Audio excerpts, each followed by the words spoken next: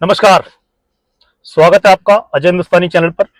Channel पे जो भाई नए हैं उनसे रिक्वेस्ट है कि वो चैनल को सब्सक्राइब कर लें और बेल आइकॉन दबाना ना भूलें। आज बात करेंगे अरविंद केजरीवाल की, जिन्होंने कोर्ट के ऑर्डर पर कल 2 जून को तिहाड़ जेल में सरेंडर किया है।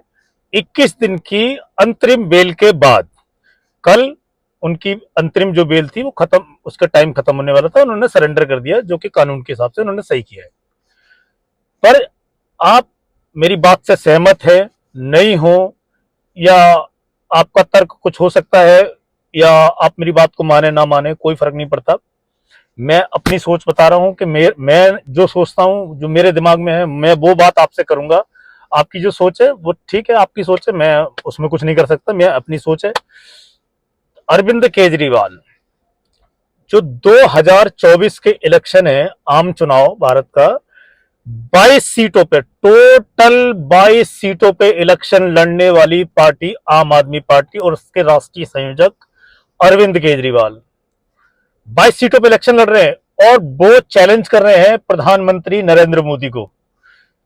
भारत की सबसे बड़ी पार्टी, दुनिया की सबसे बड़ी पार्टी बीजेपी को वो चैलेंज कर रहे हैं और उनका कहना है कि भाजपा और नरेंद्र मोदी मुझसे डरते हैं। आप अंदाजा लगाइए कि एक पार्टी 400 से ज्यादा सीटों पे लड़ रही है, 17 से ज्यादा स्टेट में उसकी सरकार है, और इस टाइम जब कल 4 तारीख को जब गिनती होगी तो पूरी उम्मीद है, पूरा अनुमान है मेरा कि भाजपा तीसरी बार सरकार बना रही है अपने दम पे, पूर्ण बहुमत की। कम से कम भाजपा की 350 के आसपास सीटें आएंगी एनडीए गठबंधन की, जो मैंने पिछले वीडियो में बताया था कि 350 प्लस आएंगी। अब आप सोचो, जो आदमी 22 सीटों पे लड़ रहा है वो चैलेंज कर रहा है कि ये मुझसे डरते हैं, और अपने आप को भगत सिंह से कंपेयर करते हैं हर बार। कल भी उन्होंने भगत सिंह से कंपेयर किया है कि भाई मैं भगत सिंह का चेला हूं। भाई साहब, भगत सिंह शराब बेचने के आरोप में जेल ना गए थे, और जिस टाइम भगत सिंह ने असेंबली में बम फेंका था उसके बाद वो भागे भी नहीं थे। केजरीवाल ने तो दुनिया की जितनी तिगड़म होती है, जितना वो कर सकते थे सब कुछ लगा लिया इससे बचने के लिए, शराब घोटाले में उनको जेल ना हो। दूसरी चीज, आप सपोज करो कल उन्होंने एक बोला था कि मैं आभारी हूं सुप्रीम कोर्ट का जिसने मुझे 21 दिन की चुनाव प्रचार करने के लिए बेल दी। ठीक, चुनाव चुनाव प्रचार करने के लिए उनको बेल दी गई, इस बात का वो आभारी है सुप्रीम कोर्ट का। पर जब सरेंडर करने की बात आई तो कह रहे हैं कि नहीं, ये मोदी ने मुझे जेल भेजा है। आप बात को समझो कि उन्होंने जमानत दे दी, 21 दिन की बेल दे दी, अंतरिम बेल दे दी, तो वो सुप्रीम कोर्ट ने दे दी। जेल जाना है, आपको सरेंडर करना है, तो ये मोदी की वजह से हो रहा है।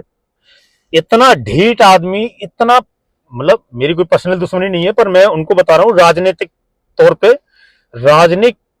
पे वो इतने धूर्त हैं, इतनी जल्दी पलटी मारते हैं। दिल्ली त्राई माम हो रही है पानी के लिए, लोग तरस रहे हैं, लड़ाइयां हो रही हैं, लोगों को घरों में पानी नहीं आ रहा है, अगले इंसान को कोई फर्क नहीं पड़ रहा। वो सिर्फ इस तिगड़म में है कि मैं कैसे भी करके जेल से मुझे बाहर निकल जाए। और इंडिया गठबंधन मान चुका है, आज 3 तारीख को ये वीडियो बना रहा हूं, वो अभी से मान चुके हैं कि उनकी सरकार नहीं आ रही है। अरविंद केजरीवाल भी मान चुके हैं, अब उनको 5 जून तक जुडिशियल कस्टडी में भेजा गया है।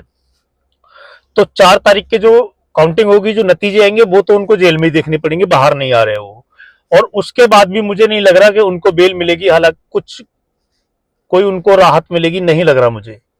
इंडिया गठबंधन अपनी हार मान चुका है, केजरीवाल ने अपनी सारी तिगड़म लगा ली है, और इंडिया गठबंधन 150 पार भी नहीं जा रहा है। जो ये अब दावा कर रहे हैं कि 295 सीट हमारी आ रही हैं, ये इनका दावा कल हवा हवाई साबित होगा।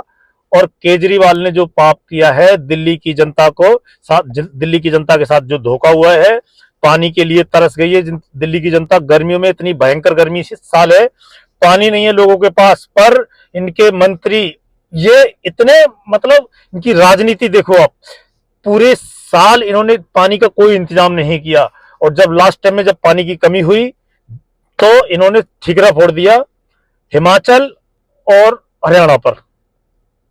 ये ऐसे नेता है कि अपनी जो गलतियां हैं उनको दूसरे के ऊपर डालते हैं। आप याद करो जब पोल्यूशन का मामला आता था ये पंजाब पे फोड़ देते थे, सारा ठीक रहा कि भाई पंजाब में ऐसा होता है, हरियाणा में तो बहुत कम होता है, पंजाब में ऐसा होता है। जब पंजाब में इनकी सरकार बन गई, अब ये पंजाब का नाम नहीं लेते हैं कि पंजाब की वजह से पोल्यूशन होता है या कोई दिक्कत परेशानी है ना। अब ये यूपी का नाम लेंगे, हरियाणा का नाम लेंगे, हिमाचल का नाम लेंगे, कि इनको पता है कि वाह हमारी सरकार नहीं है। ये ऐसे लोग हैं कि काम तो खुद करना नहीं है, जब कुछ गलती हो जाती है तो दूसरे के ऊपर डाल दो और पब्लिक को पागल समझो। पर अब जो सिंपैथी अरविंद केजरीवाल के साथ थी अब वो खत्म हो गई है। आप देख लेना दिल्ली असेंबली इलेक्शन में भी इनको जो पिछली बार वोट मिला था, जितनी सीटें मिली थी उतनी नहीं मिलेंगी। अब कितनी मिलेंगी ये तो 2025 के इलेक्शन जब होगा असेंबली का तब पता चलेगा। फिलहाल अरविंद केजरीवाल ने जितने जितने विक्टिम कार्ड खेले थे सारे फेल हो गए। दिल्ली की जनता ने भी इनको रिजेक्ट किया है। दिल्ली में अगर इनकी एक सीट आ जाए ना तो बहुत बड़ी बात है। अगर अरविंद केजरीवाल एक सीट भी दिल्ली में जीत जाते हैं तो इनकी जीत मानी जाएगी ये। वरना दिल्ली की जनता ने अरविंद केजरीवाल की राजनीति को रिजेक्ट कर दिया है। और वो इतना झूठ बोलते हैं, हर बात में झूठ बोलते हैं और सपने बहुत बड़े हैं, पार्टी बहुत छोटी है। चैलेंज एक ऐसे आदमी को करना है जो वर्ल्ड लीडर है, पूरी दुनिया जिसकी इज्जत करती है उसको चैलेंज कर रहे हैं और उसको करप्ट बताने में, उसको तानाशाह बताने में। जबकि अगर वो तानाशाह होता तो लोग उसको वोट नहीं देते। ये जनता है हिंदुस्तान की, ये सब समझती है, ये बोलती नहीं है। पर ये जब वोट देने का नंबर आता है तब ये बिल्कुल सोच समझ के वोट करती है। इस पे उंगली नहीं उठाना। कल देखते हैं अब कल क्या होता है अरविंद केजरीवाल की पार्टी का। कल मिलते हैं आपसे अगले वीडियो में। धन्यवाद, नमस्कार, जय हिंद।